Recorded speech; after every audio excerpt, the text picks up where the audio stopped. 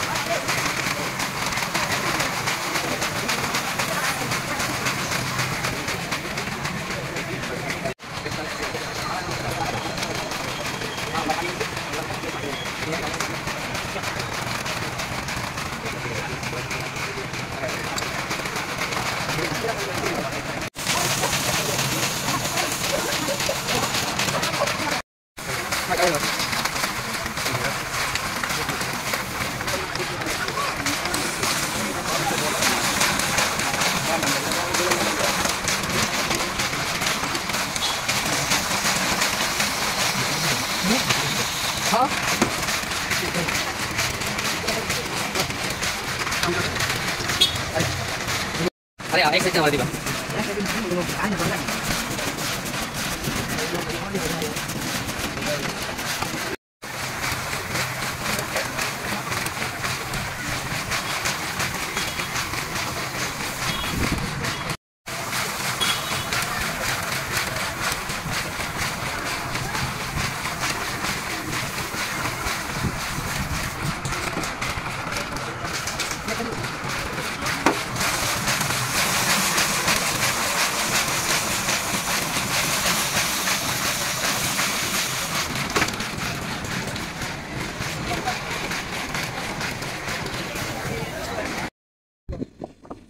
এই আইসক্রিমটা দেখে যা বললাম যে বলো না সুন্দরের পূজারি, এটা হইলো তাই।